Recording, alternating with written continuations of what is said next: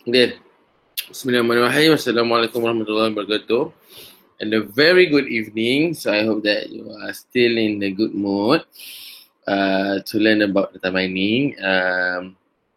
Kita tinggal sikit je lagi. Topik 6, part 2.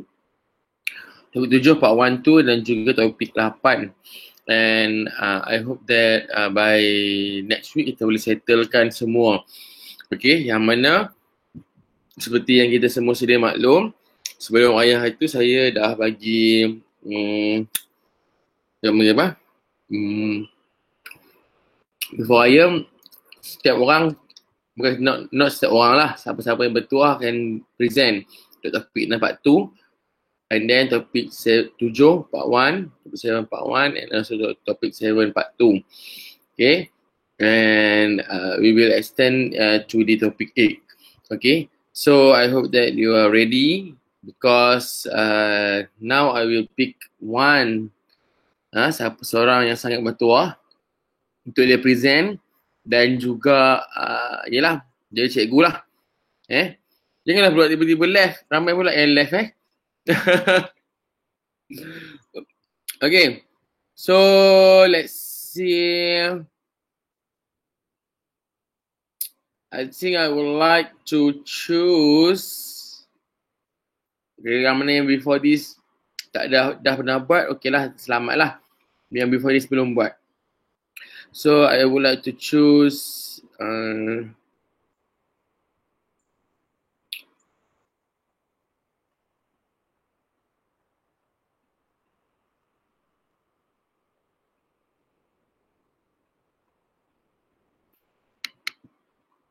nampak kan tak saya ni Kenapa saya tak nampak saya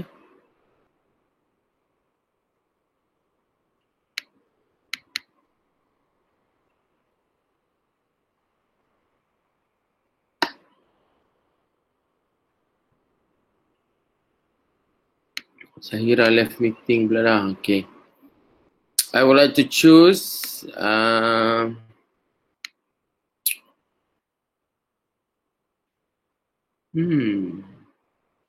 Putri. I think Putri belum pergi kan? Putri? Hello? Hello, Putri?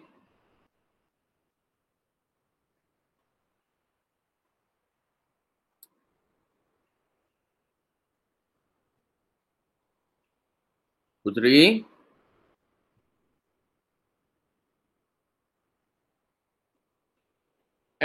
Jonas sangat sunyi ni.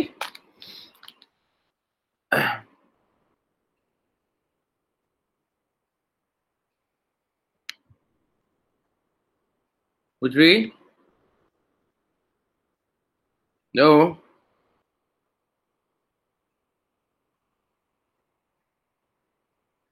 Putri?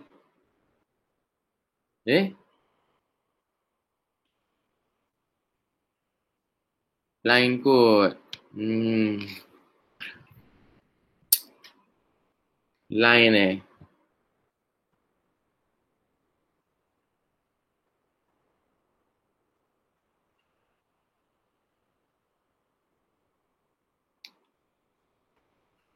Sekejap saya check.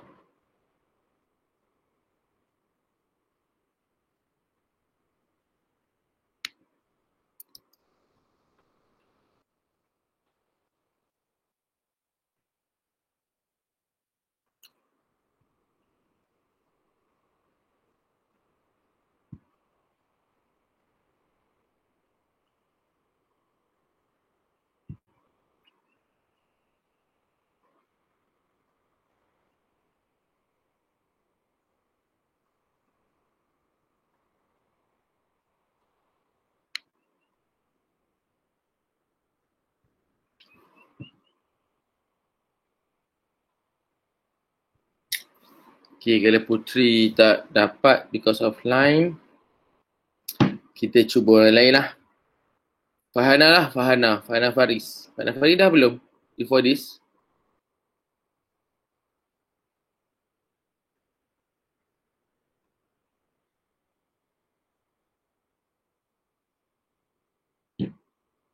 Belum. Oh, Fahanada. Alah, hai. Okay, kalau Fahanada. Sofin lah. Sofin belum kan?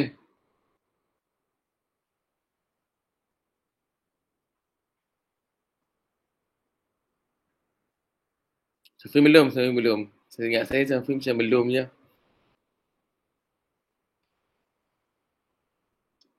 Sofin.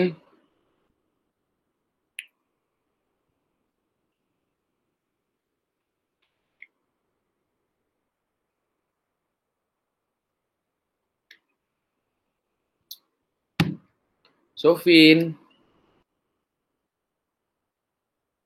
Tak apa lah. Cuba je lah.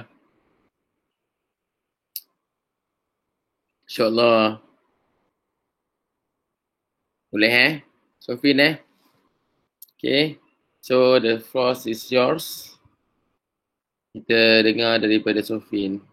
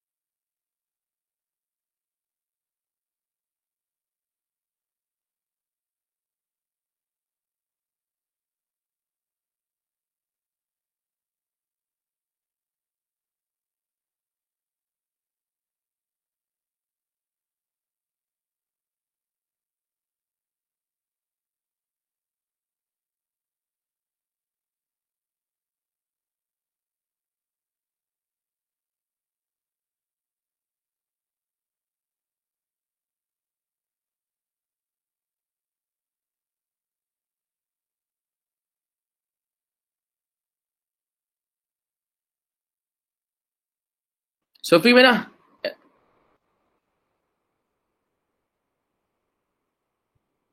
Sat. Okay.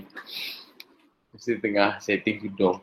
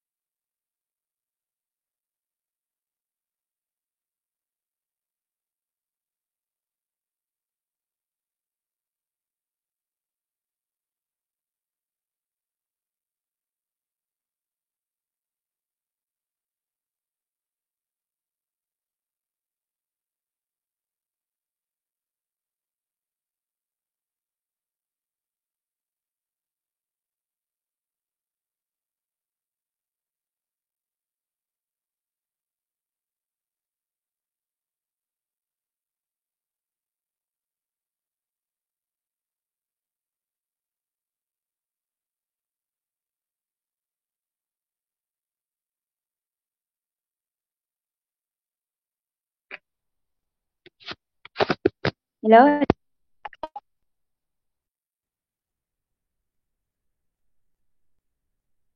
Hello? Hello? Okay, okay. Um,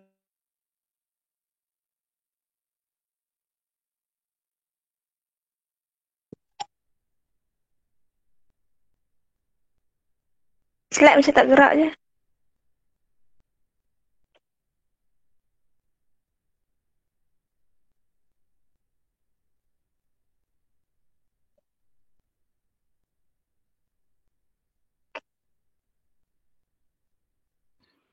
Kalau tak gerak, saya control dari sini. Kemudian awak yang present Boleh Uh, boleh lah macam tu pun. Okay. Awak start present dulu. Oh, stop present. Ya.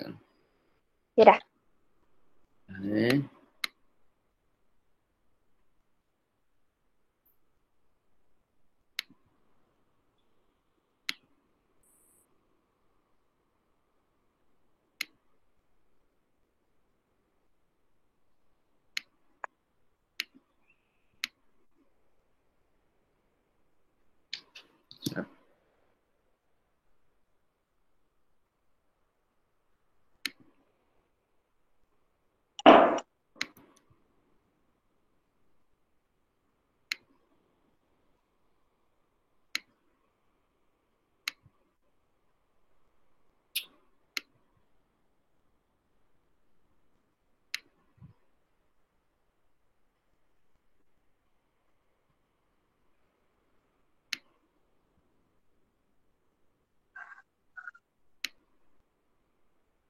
Nampak tak?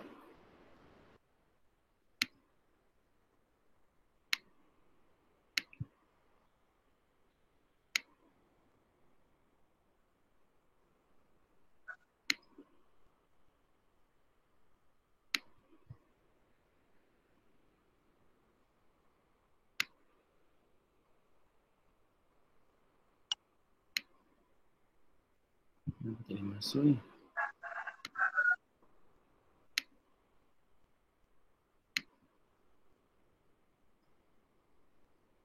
Tak boleh masuk ni. Problem pula. Tak boleh, saya try lah. Bukan, saya tak boleh masuk kat saya punya tab ni. Oh, Oh, ke nak saya try lain je?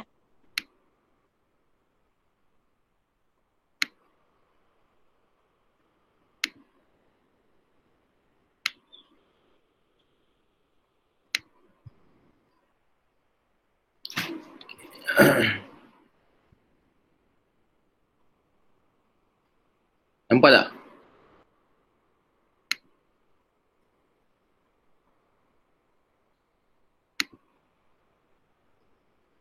Nampak tak? Nampak, nampak. Nampak So, Tapi tu topik 7. okay, sorry.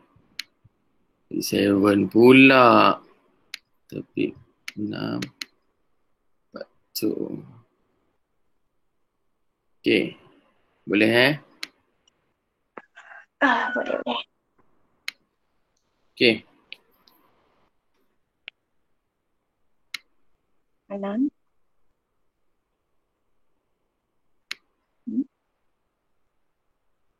Okay. Mana? Gerak Tak ada pun sah. Tak gerak ke? Okay.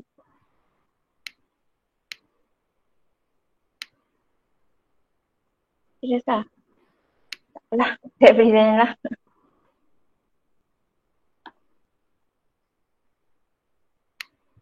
Okay. Nampak?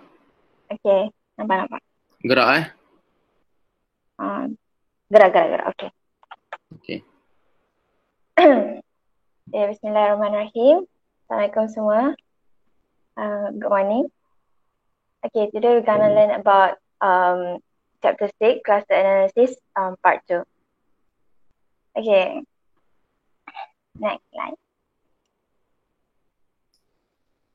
Okay, under this topic, we're going to learn about clustering structures, partitioning methods, hierarchical methods, and also the summary. Okay, first about hierarchical clustering. So what is hierarchical clustering?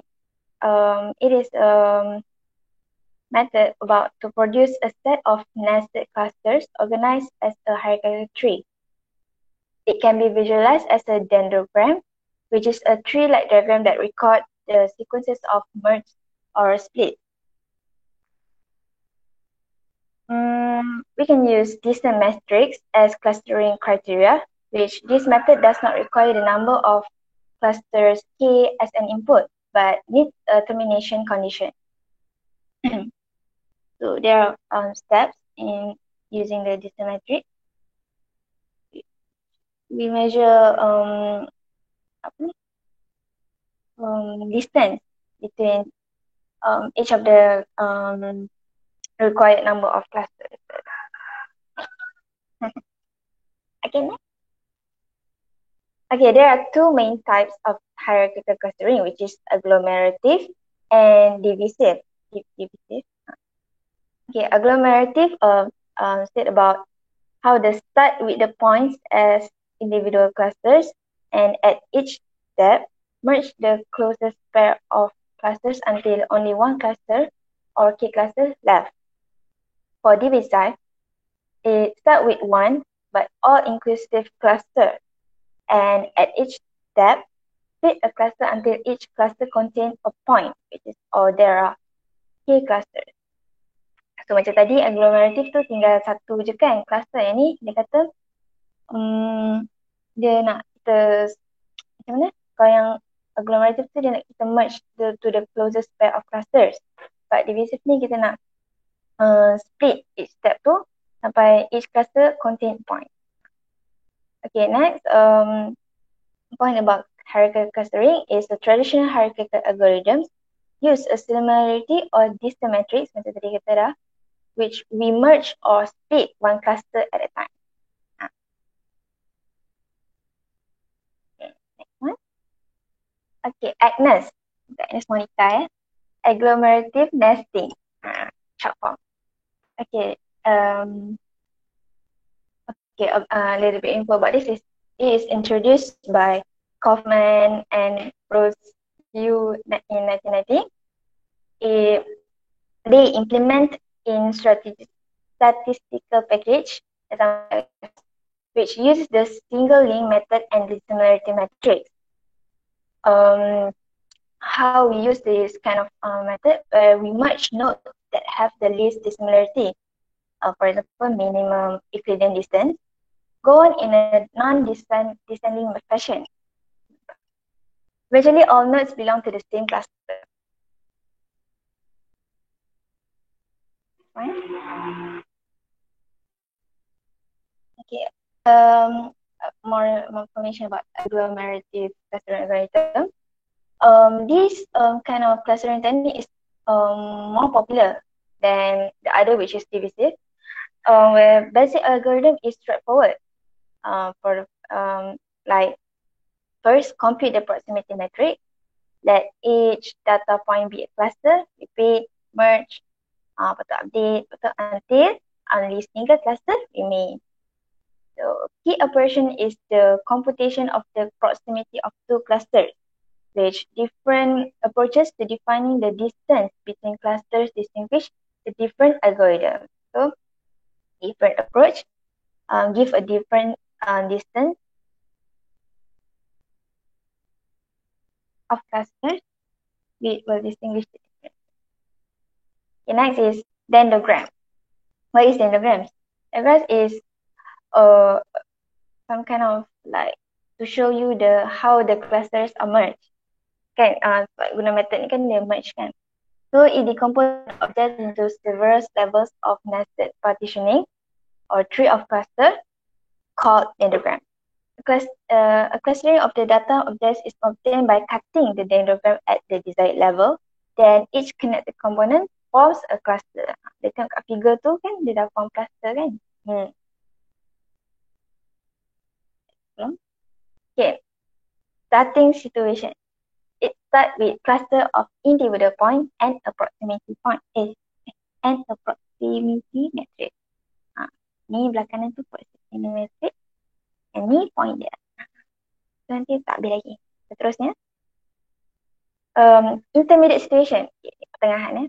After some merging steps, we have some clusters. Dia dah merge tu, nampak ada cluster C1, C2, C3, C4, C5 tu. Tu. Tak habis lagi. Terusnya. Okay. We want to, at this situation, we want to merge the two closest clusters. For example, C2 and C5 tu, yang dekat-dekat kan. And update the proximity matrix. Okay, update dekat proximity matrix tadi. Dia punya merge tu. Next. Ni adalah after merging. The question is, how do we update the proximity matrix? Macam mana? Tengok. Okay, by using the inter tadi lah. How to define intercluster similarity? Similarity kita tengok daripada factor of minimum dia, maximum dia, group average, distance between centroids, and other methods driven by an objective function, like Ward's method used as square error.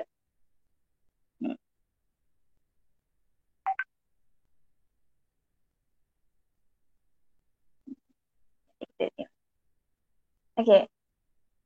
Sama.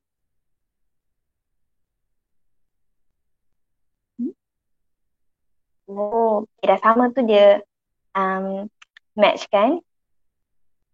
Dah match. Lepas tu kita tengok centroid dia pula. Dah tengok centroid tu, lepas tu kita tengok dia punya, adalah other methods yang driven by objective function. Okay.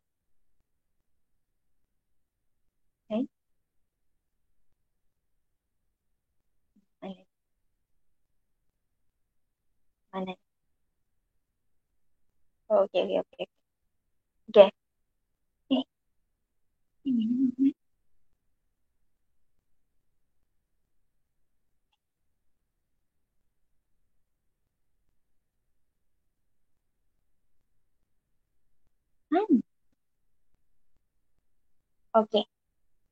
Okay, cluster similarity, max or complete linkage. So, similarity of two clusters is based on the two dissimilar, most distant points in the different clusters, which is determined by all pairs of points in the two clusters. Okay, kita tengok ni. Hierarchical clustering is in max number and max. Mana ni? Okay.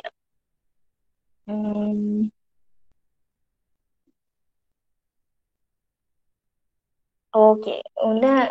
Masa untuk clustering ni, kita guna maximum number untuk calculate, but selection to merge is based on the minimum. Maksudnya kita guna maximum number, tapi minimum tu yang kita kata distance tu, kan? Distance dia, the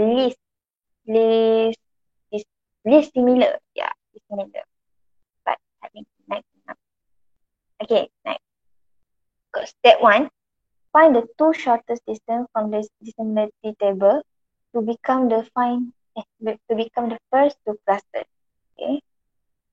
And next, we have to form the next cluster by finding the point with the minimum distance to the other points in the existing cluster. Okay. Okay, kita short. And then step 3, we have to form the next cluster by finding the point with the minimum distance to other points.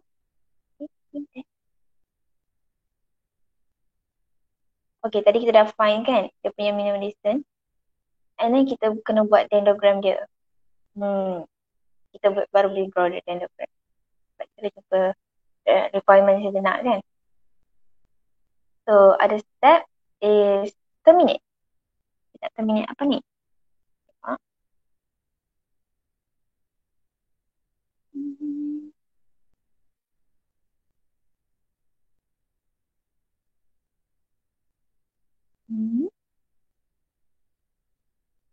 Oh, kita nak terminate poin-poin yang kita tak perlulah kan. Okay.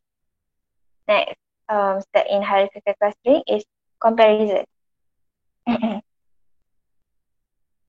After kita dah cari minimum dengan max tadi, so kita akan compare both of the dendrogram and also the apa ni, Agnes ni. Agnes ni. So, the summary is cluster analysis groups objects is based on their similarity and has wide application, which measure of similarity can be computed for various types of data. So, clustering algorithms can be categorized into partitioning methods, hierarchical methods, density-based methods, grid-based methods, and model-based methods.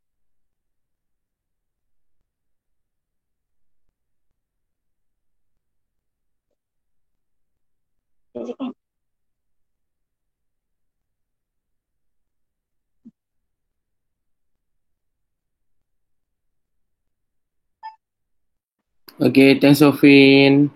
Thank you, sir. Okay, so saya nak tanya macam mana nak buat step untuk maksimum. Minimum kita dah belajar before this. Kita using Euclidean distance. Kalau maksimum? Anyone?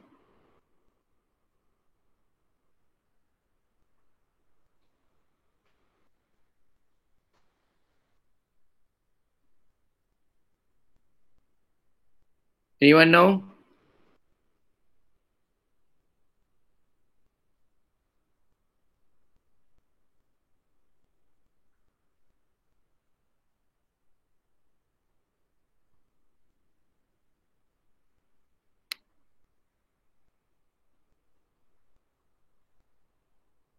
Tak tahu. Sofin, tahu tak? Yes, kita guna Euclidean distance jugalah. Sama jugalah. Cuma bezanya kita compare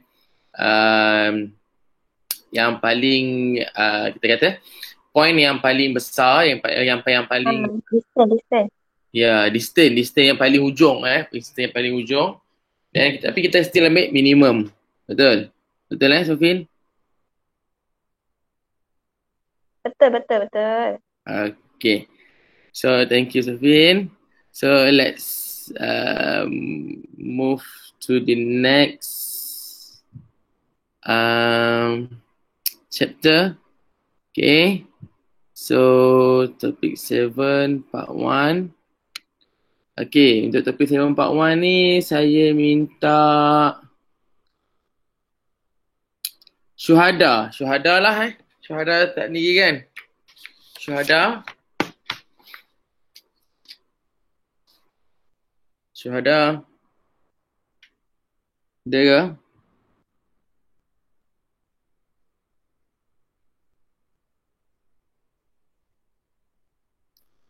Hello. Boleh. Tak apa. Boleh tu.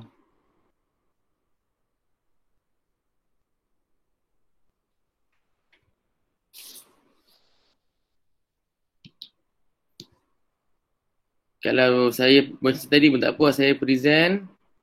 Serius. Saya present, awak buka mic je.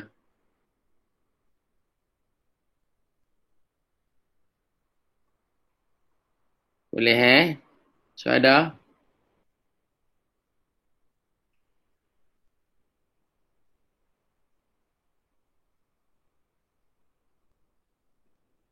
Boleh ke Syuhada?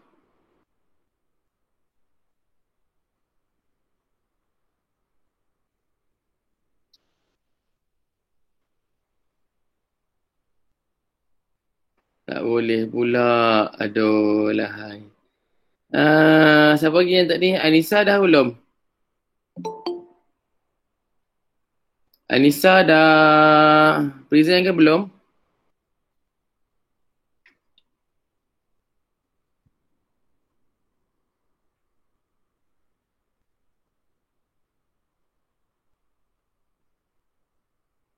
Nurul Anissa.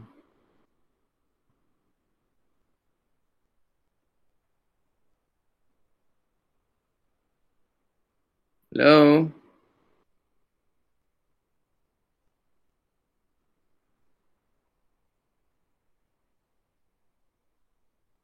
Oh, dah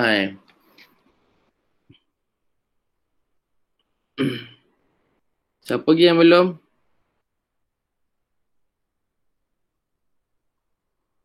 Tak pasti. Tak pasti jangan kongsi. Okay, tak apalah. Kalau macam tu,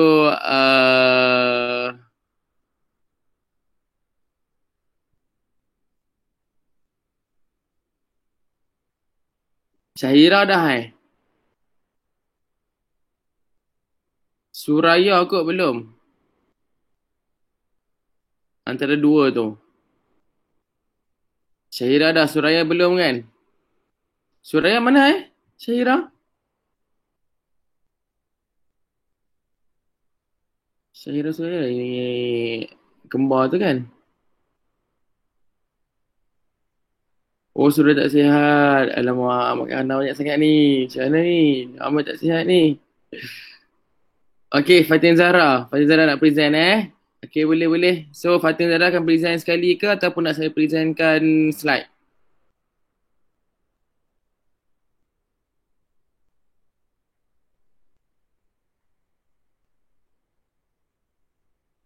Okay, boleh. Awak baca je ya. Okay, silakan. The floor is yours.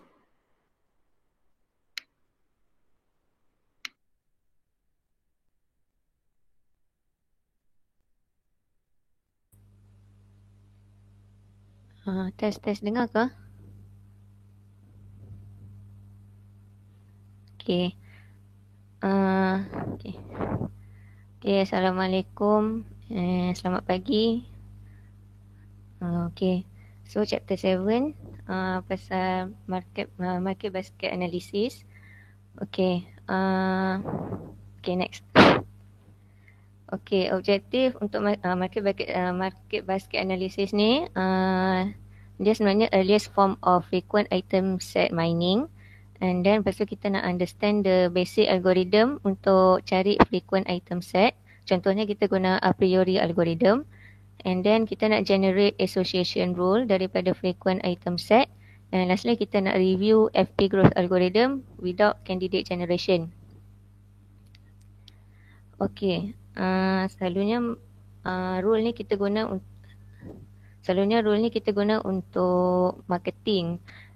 Contohnya kan, kalau kita pergi pasar raya, contoh dekat sini lah, kalau bagels, lepas tu potato chips. Maksudnya kita letak potato chips tu as consequent ataupun barang kedua yang orang akan beli.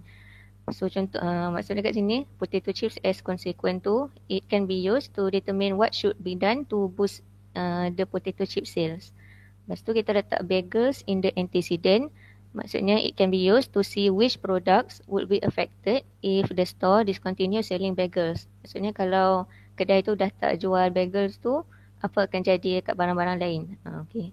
Lepas tu bila kita letak bagels as antecedent and potato chips as consequent, kita boleh tengok produk apa yang kita boleh guna, produk apa yang kita boleh jual sekali dengan bagel so that orang akan beli juga potato chips tu. Contohnya macam itulah. Okay. Okay, next.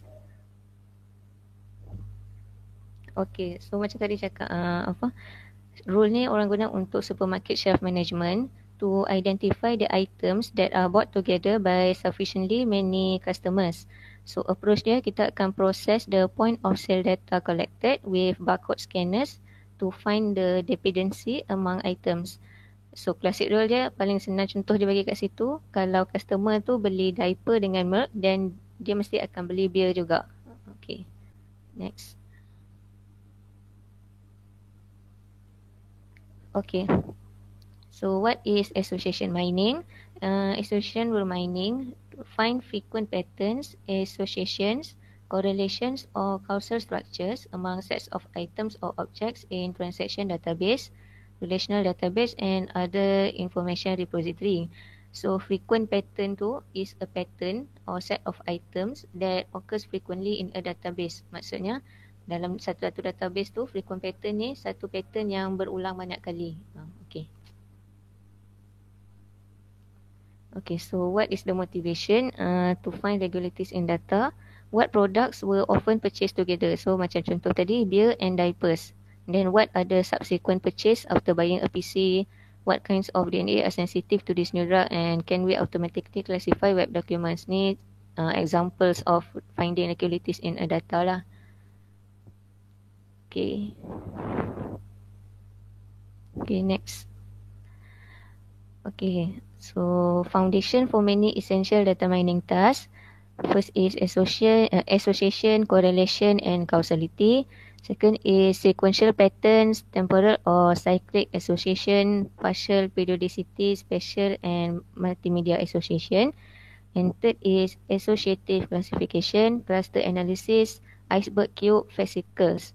And kalau broad application dia, basket data analysis, cross marketing, catalog design and sale campaign analysis. Ataupun weblog analysis, DNA sequence analysis, macam-macam lagi lah. Ini untuk application frequent pattern ni.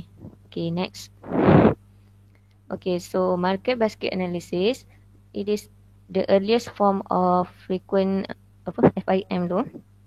And then it is a commonly used method in which the set of products purchased by thousands of consumers are examined. So stores can use this information to place these products in the same area. And direct marketers can use this information to determine which new products to offer to their current customers. And inventory policies can be improved if reorder points reflect the demand for the complementary products. So dia punya result can be portrayed as percentage. Okay, so example situ dia bagi kat situ 30% of people that buy sticks will also buy charcoal in case nak buat apa-apa barbecue ke apa kan. Okay, reference dia akan guna a priori algorithm tu. Okay, next. Okay, ini contoh market basket analysis tu lah. Dia contohnya macam kalau kita pergi pasar raya kan. Lepas tu dalam seorang customer yang pergi pasar raya tu, dia akan beli apa dekat dalam troli dia tu, apa yang dia akan letak. Contohnya kalau dia beli roti, dia beli jam ataupun minyak butter. Maksudnya benda tu contoh dia. Okay, next. Okay, so association rules for market basket analysis. Rules dia written in the form of left hand side implies the right hand side. So kalau contoh dekat situ, yellow paper tu left hand side dia akan imply the right hand side, which is the red pepper, bananas and bakery. So to make effective use of a rule, 3 numeric measures must be considered: support, confidence and lift. Okay, next. Okay, so ni definition dia. Support will refer to the percentage of basket where the rule was true. Maksudnya left hand side dengan right hand side of the product are present. Contohnya untuk seorang customer tu, masa dia beli barang, yellow pepper pun ada, and then red pepper, banana and bakeries tu pun ada. Okay, second is confidence. Confidence will measure what percentage of basket that contain the left hand product also contain right. And the third one is lift or correlation. Measures how much more frequently the left hand item is found with the right than without the right. Maksudnya kita akan tengok dia punya kekerapan left hand item tu ada sekali dengan right hand item. Okay, next. Okay, so ni contoh transaction dekat satu convenience store. Okay, kat sini ada 5 transaction. So daripada transaction 5 transaction tu, apa yang kita boleh nampak, orang akan beli pizza dengan cola tu sekali daripada lagi banyak orang beli pizza dengan cola tu sekali berbanding dengan combo-combo yang lain. So maksudnya maybe dia pun boleh letak pizza dengan cola tu dekat-dekat. Contohnya macam tu lah kan. Okay. And then satu lagi benda kita boleh tengok, milk sells well with everything. So maksudnya orang pergi kedai tu maybe untuk beli susu je. Okay. Next. Okay, so using the results, the associations can immediately be translated into association rules and the numerical measures can be computed. So kita akan measure the rules using 3 items tadi, support, confidence and lift. So bila kita dah measure rules, so kita dah ada result, kita bolehlah improve profitability of kita punya market by changing the store layout ataupun kita buat product bundling guna promotions or marketing. Okay, next. Okay. Okay, ni yang tadi example transaction tadi. So slide seterusnya kita akan tengok macam mana kita nak compute ataupun kita nak kira dia punya support, confidence and lift. Okay, next. Okay, first kita nak kira support je. So support tadi as defined, both left and right side products were present. Okay, so the formula untuk kira support is total of records bahagi dengan total of transaction darab 100% sebab kita nak cari percentage kan. So contohnya kat sini kita nak cari cola dengan frozen pizza. So okay, support measure for the rule cola implies frozen pizza. Okay, maksudnya cola akan jadi left hand side and frozen pizza is the right hand side. So mula-mula kita tengok total of records. Total of records ni maksudnya kita tengok ada berapa banyak transaction yang ada cola dengan frozen pizza. So kita tengok kat sini ada transaction 1 dengan transaction 3 yang ada orang beli cola dengan frozen pizza tu sekali. So over dengan total transaction which is 5. So that's why 2/5 times dengan 100 dapat 40%. Ataupun kita boleh balikkan juga, frozen pizza jadi left hand side and cola jadi right hand side, dan kita still akan dapat benda yang sama juga sebab 2/5 times 100 juga. Okay, so support dia akan consider the combination and not the direction. Sebab tu kita buat dari yang mana-mana left hand side atau right hand side pun dia tak kisah. Sebab tu jawapan dia sama je. Okay, next. Okay, next is confidence. Confidence macam tadi dia akan measure the percentage of basket that contain the left hand product and also contain the right. So the formula untuk confidence is support of the combination or support of the combination bahagi dengan support for the condition. Okay, so example dia confidence untuk milk implies potato chip. Okay, milk tu left hand side and potato chips tu right hand side. So mula-mula kita kena cari support milk dengan potato chips. Maksudnya transaction yang ada dua-dua, ada milk, ada potato chips. So kat sini kita boleh tengok satu je transaction dia which is transaction 2. Transaction 2. Okay, kita bahagi dengan support untuk condition. So condition kat sini maksud dia left hand side. So daripada yang milk implies potato chip tu, condition dia ialah milk. So kita akan tengok ada berapa banyak milk dalam semua transaction tu. So milk tu ada dalam 3 transaction. Transaction 1, transaction 2 and transaction 4. Dia tak semestinya milk dengan potato chips. Asalkan ada milk tu, itu dikira sebagai support for the condition. So dia akan jadi 1/5 bahagi dengan 3/5. So dapat 33%. So confidence ni dia unidirectional. Dia tak macam support tadi sebab kalau kita tukar potato chips implies milk, dia takkan dapat jawapan 33% tu juga. Dia akan dapat jawapan lain sebab dia bergantung, dia bukan apa, dia tak, macam mana nak kata, dia unidirectional lah. Okay, next. Okay, last is lift. Lift will measure how much more frequently the left hand item is found with the right item. So dia ada 2 formula yang kita boleh guna. First is support left hand side tambah right hand side bahagi dengan support left hand side darab dengan support right hand side. Ataupun kita boleh guna confidence of the combination bahagi dengan support untuk right hand side. Okay, next. Okay, ni contoh dia. Okay, katalah soalan ni kat situ. Convenience store customers who buy orange juice also buy milk with a 75% confidence. And then the combination of milk and orange juice has a support of 30%. Okay, so confidence dia kat sini kita tahu 75%.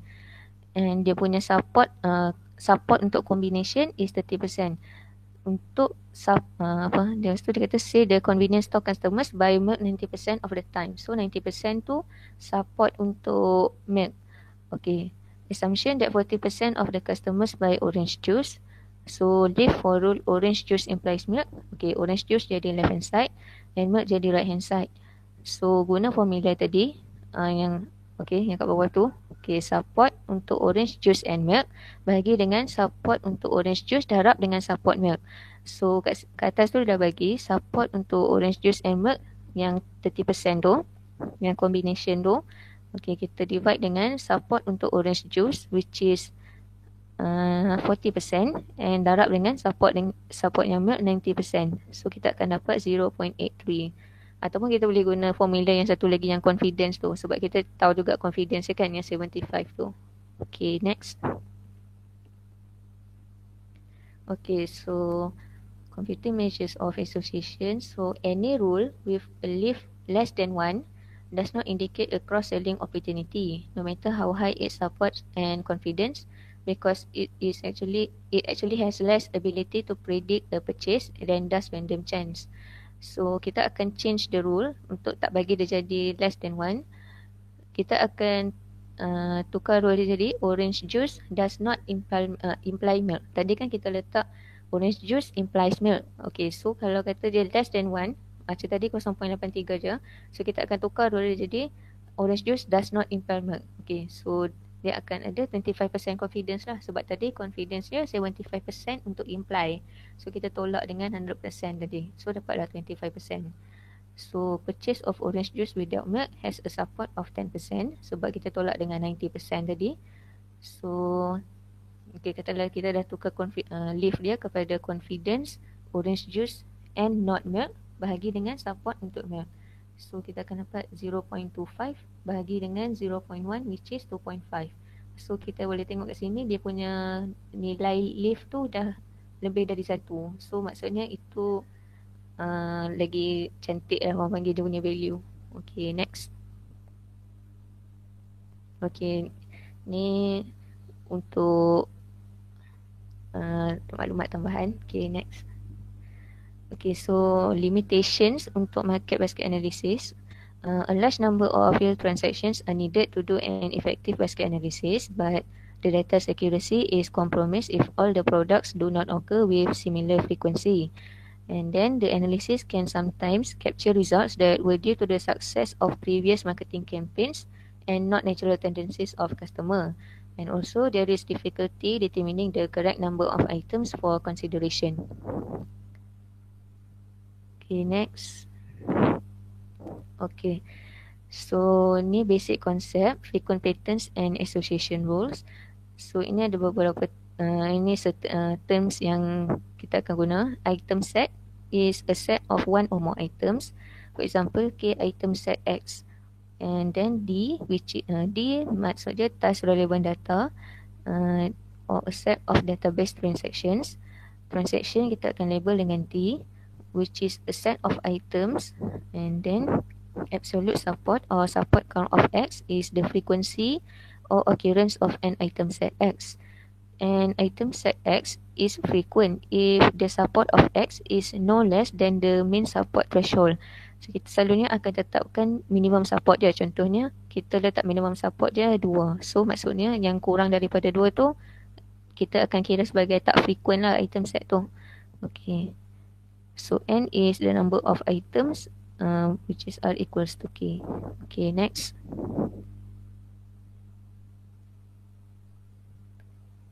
Okay, ni frequent patterns. Frequent patterns ni kita akan find all the rules X X leads to Y with minimum confidence and support. So support or S is the probability that a transaction contains both X and Y.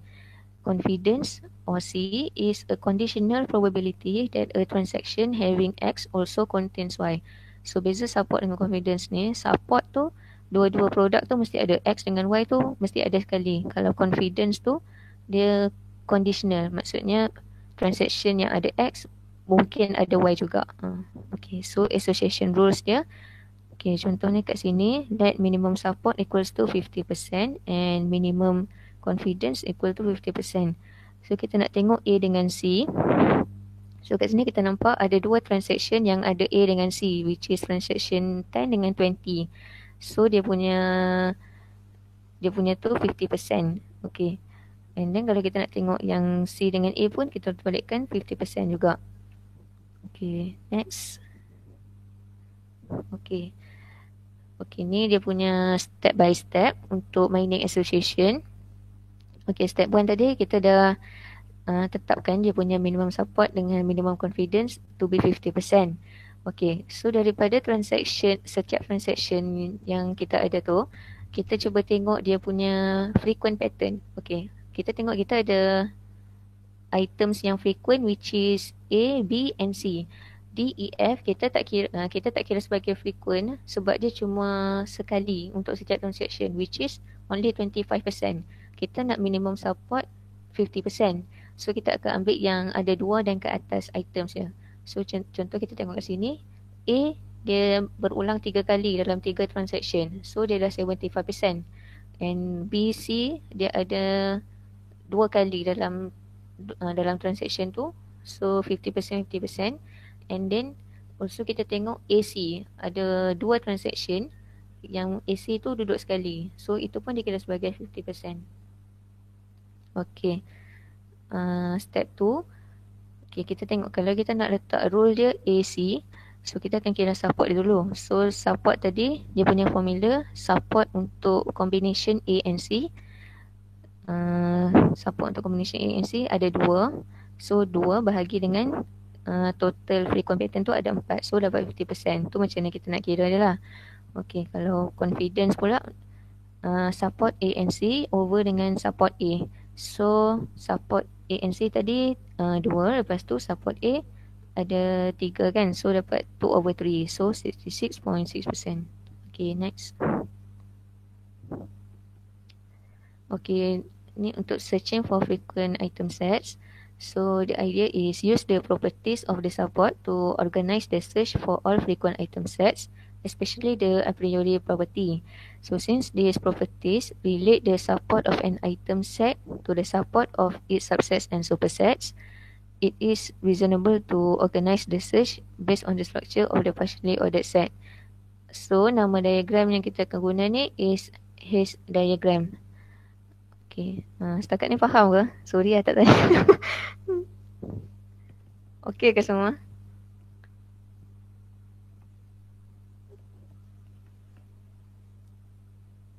Okay. Okay, next slide.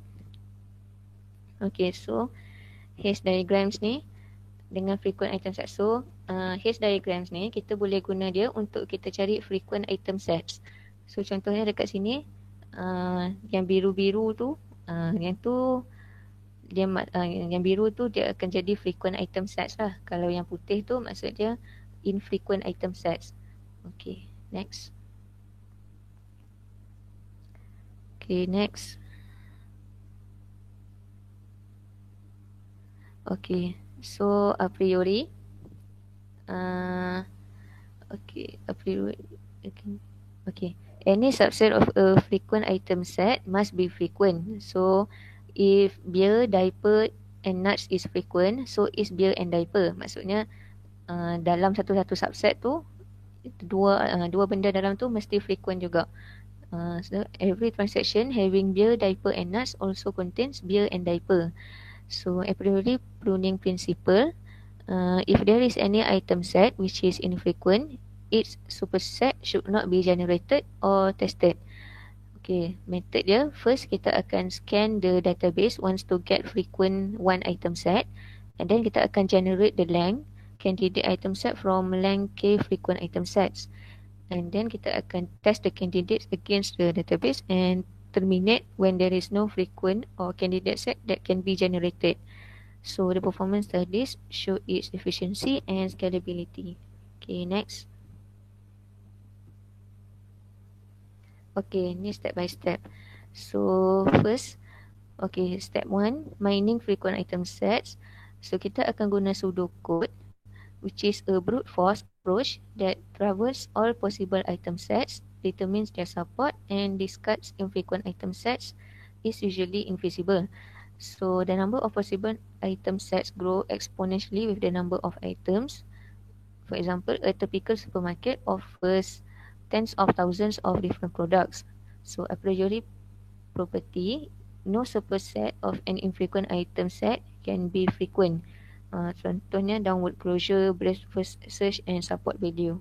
Okay, nanti kita tengok macam mana nak kira dia tu. Okay, next. Okay, ni example bila kita dah secara overview lah macam mana kita nak kira a priori algorithm ni daripada database yang kita ada sampailah kita dapat frequent item set tu satu. Okay, next kita akan tengok step by step.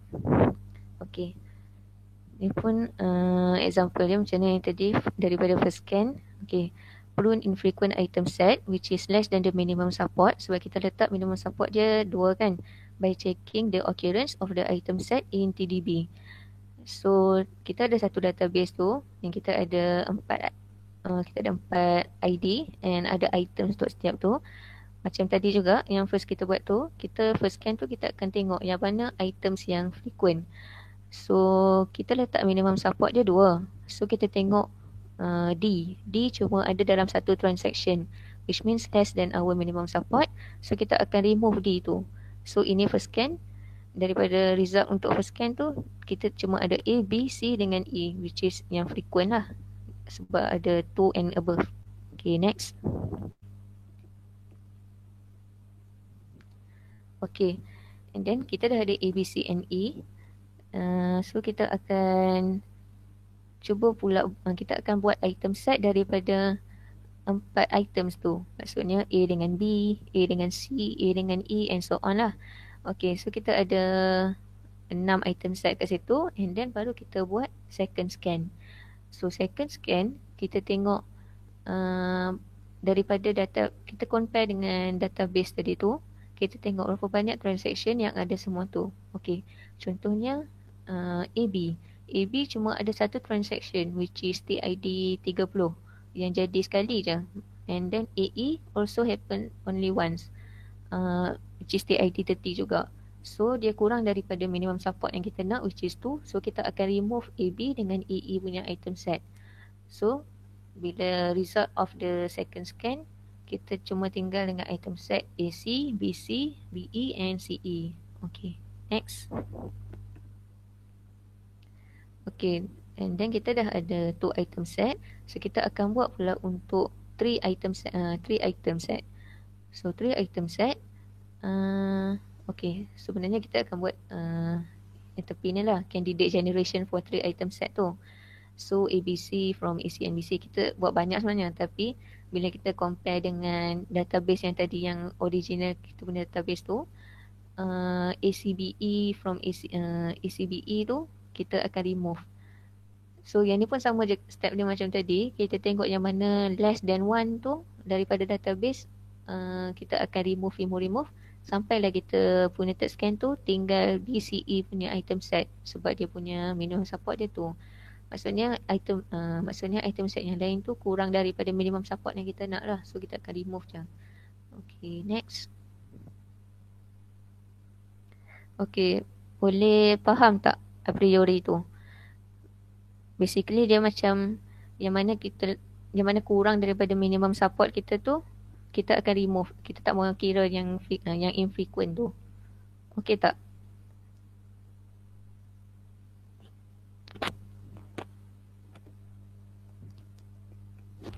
Okay. Okay, so implementation of a priori. So macam mana kita nak generate candidate dia? Step 1, kita akan self join. So to find the L1 okay, a set of candidate K item set is generated by joining LK-1 with itself. So macam kita buat tadi tu lah, kita combine data set tu daripada 1 item jadi 2 items jadi 3 items. So this set of candidate is denoted as CK. So step tu kita akan pruning ni yang if any K-1 subset of a candidate K item set is not in LK-1, then the candidate cannot be frequent either and so can be removed from CK. Ni apa yang kita buat tadi lah. Mula kita self join dia daripada satu item set jadi 2 item set, and then setiap step tu kita akan pruning ataupun kita akan remove yang mana yang infrequent semua tu. Tinggalkan yang frequent je. Okay. So how to count the support of candidates? For example of candidate generation, L3 equals to ABC, ABD, ACD, ACE and BCD. So daripada 3 item set, kita akan jadikan 4 item set. Maksudnya kita akan campur lah. Kita akan self join lah. Contohnya kita akan self join ABC dengan ABD, kita akan dapat ABCD. Ambil yang mana yang tak ada dalam item set yang first tu, kita akan campur sekali untuk buat new item set. Okay, next. Okay, step 2 dia rules generation. Okay, tadi kita dah buat itu. So next kita nak generate the rules. Once the frequent item sets from transaction in a database D have been found, it is straightforward to generate strong association rules from them, where strong association rules will satisfy both minimum support and minimum confidence. Okay, next. Okay, ni daripada dia punya tu. Okay. So dia punya confidence formula tadi yang macam tadi awal-awal tadi tu. Okay. So kat sini kita akan tengok contoh dia dekat tu item set yang ada bulat tu. Okay. So contohnya untuk item set AC, kita boleh buat rule dia sama ada AC ataupun CA. Ikutlah yang mana kita nak letak sebagai left hand side kan. Okay, so kita nak kira confidence je. So macam dalam slide yang first tadi kan dia cakap confidence dia unidirectional. Dia tak macam support. Maksudnya AC punya confidence takkan sama dengan CA punya confidence. So kita kena kira untuk both. Okay, so rule 1 contoh dia. Confidence dia kita akan tengok untuk A ada berapa banyak. So daripada item set yang one item set yang atas tu kan dia ada bagi A support dia 2, C support dia 3 kan. Okay, macam tu lah. Kita akan compare dengan yang tu. So confidence untuk AC kita akan letak support A which is 2 bahagi dengan support A and C which is 2 and bahagi dengan support A which is 2 juga. So 2/2 equals to 1. Kalau rule 2 CA kita tengok support A and C which is 2 over dengan support C. Support C means 3 yang daripada yang item set yang 1 tu. So 2/3 equals to 0.67. So guna je lah formula confidence tu untuk cari yang bawah-bawah tu juga. So if the minimum confidence equals to 70%, then only find the generated rules. So contohnya daripada rule 1 tadi tu kan, rule 1 tu 1, rule 2 tu 0.67. Kalau kita times dengan 100 dia tak sampai 70% lah kan. Okay, next. Okay, kalau untuk 3 item sets pula, contohnya okay, kat situ 3 item set kita cuma ada satu je BCE.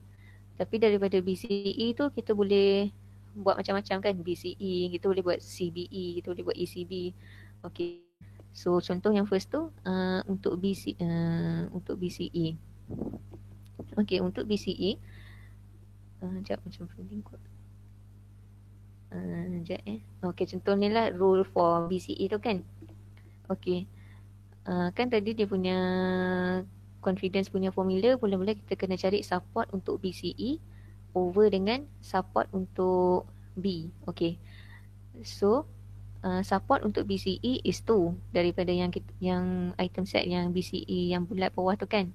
So 2 over dengan support untuk only B which is 3. So 2/3 equals to 0.67 and the same goes to yang lain lah CBE and ECB. So as the same one, if the minimum confidence is 70%, then only the first and third rule will be generated. So next. Okay, boleh faham ke?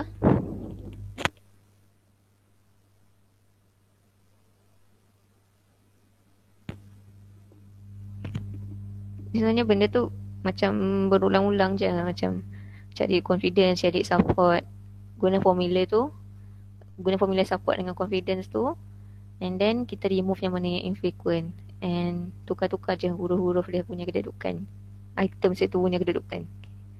Okay ke?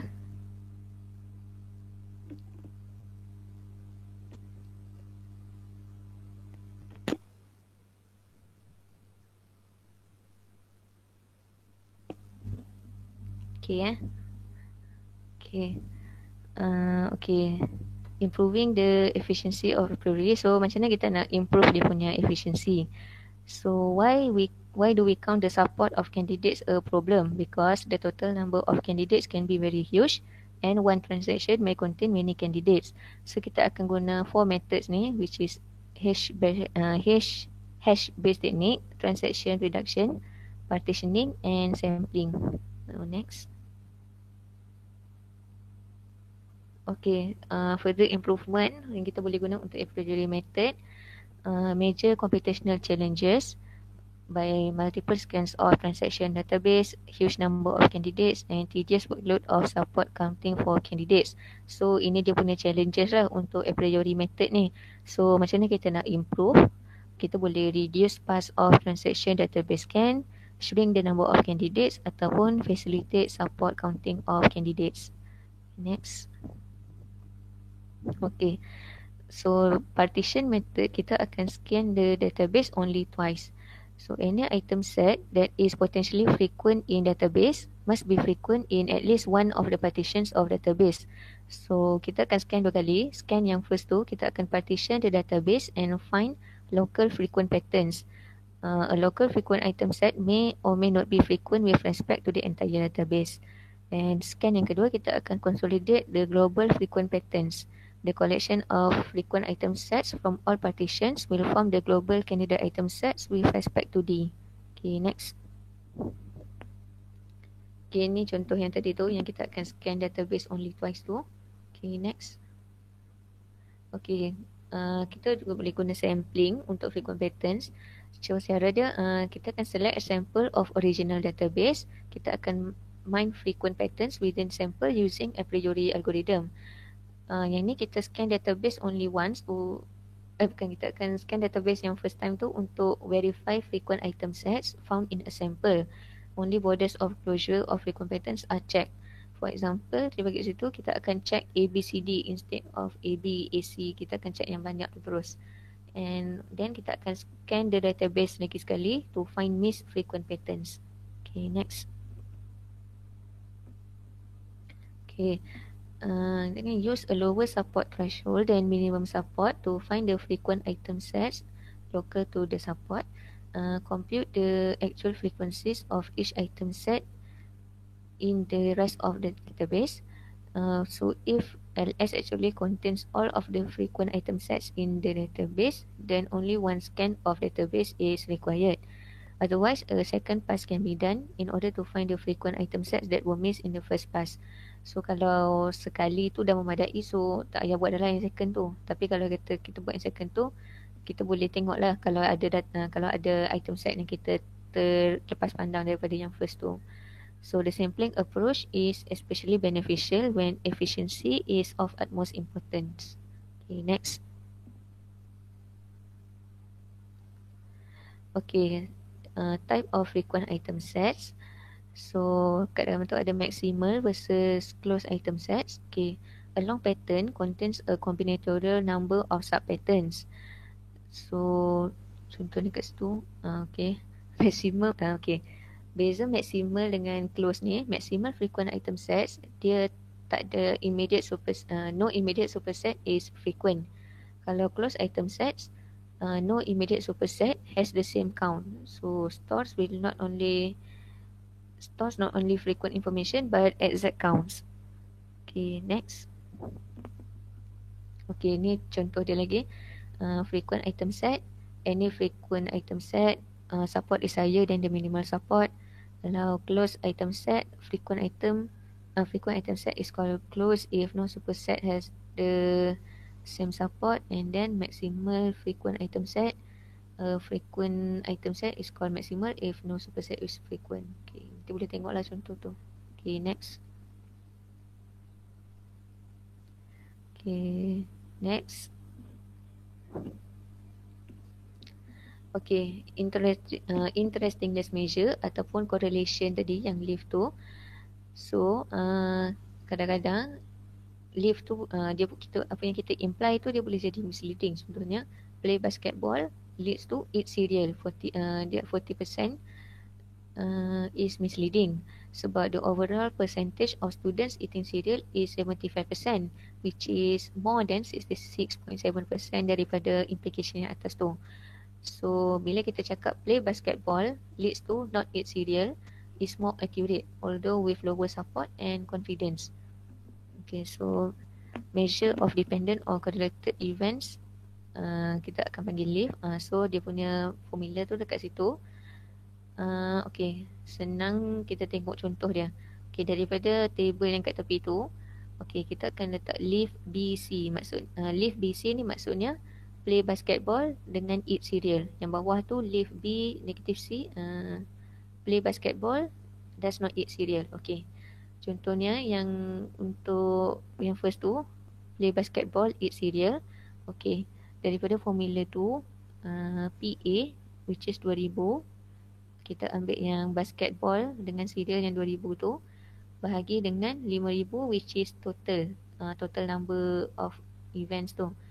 Kita bahagi dengan PA which is 3000 bahagi dengan 5000. 3000 tu sum untuk kolom yang basketball tu. Maksudnya basketball cereal dengan basketball not cereal. So kita tambah yang tu 3000 over dengan 5000 darab dengan 3750 which is the column of cereal bagi dengan 5000. So kita akan dapat 0.89. Kalau kita yang bawah tu untuk not eat cereal tu, kita akan ambil 1000 yang not cereal tu. Basketball not cereal sebab kita nak kira untuk basketball not cereal kan. Okay, bahagi dengan 3000 over 5000 untuk basketball and then 1250 which is not cereal. So kita akan dapat 1.33. So kita akan kira tu ikut apa kita buat implication kita tu lah, not eat cereal ataupun eat cereal. Okay, next.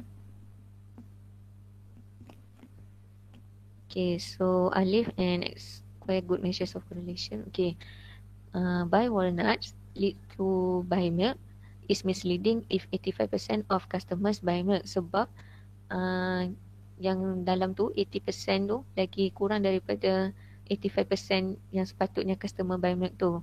So support and confidence are not good to indicate correlations. So over 20 interestingness measures have been proposed. So which are good ones? Okay, next. Okay, ni semua contoh-contoh measure yang ada. So nanti bolehlah tengok. Okay, next. Okay, ni visualization untuk association rule dari segi plain graph. Next. Okay, yang ni untuk rule graph. Next. Okay, yang ni SGI or mindset 3.0. Ni semua visualization, jenis visualization ni lah. Okay, next.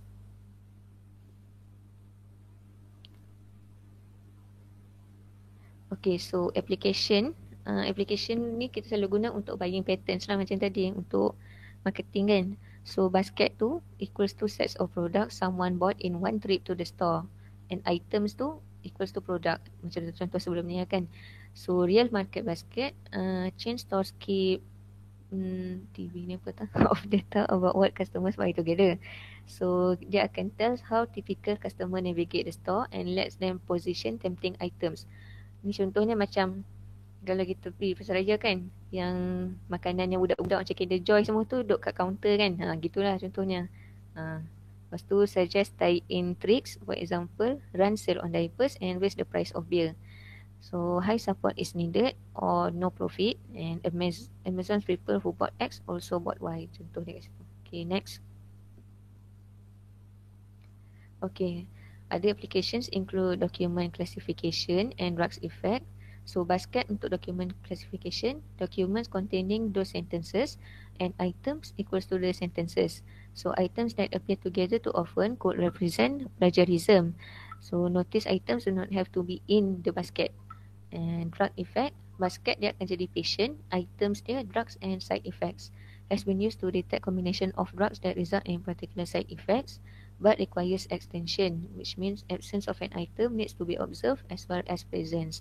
So link tu boleh tengok for further information. Okay, next.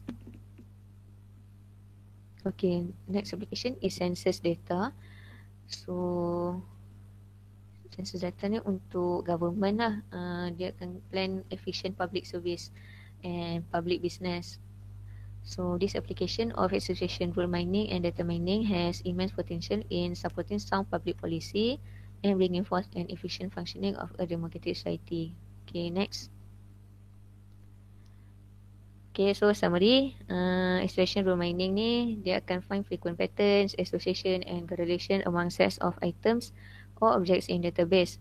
And the methods of ARM is market basket analysis, a priori and FP growth. FP growth nanti kat part tu. Okay.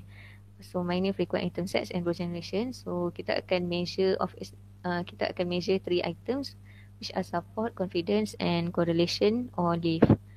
Okay, that's all from me. Thank you.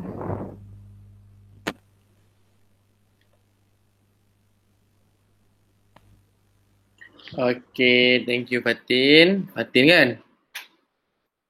Okay, so I hope that every one of you boleh faham lah apa yang dipresentkan kita akan stop kelas kita setakat ini dan kita akan sambung pada minggu depan pada hari Rabu. Kita akan sambung pada hari Rabu insyaAllah. Rabu atau Jumaat, tengok nanti macam mana.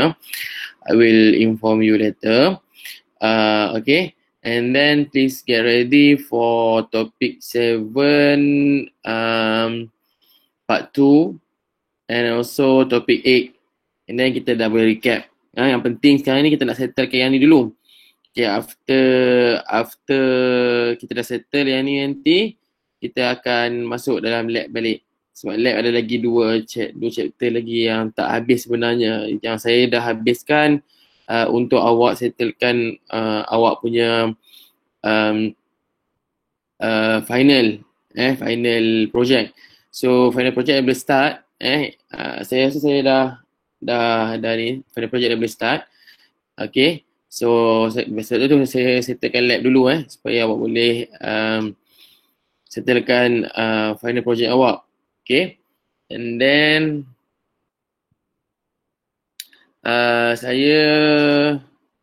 kita akan jumpa lagi lah nanti Okay. So nanti kita akan jumpa lagi pada minggu depan lah.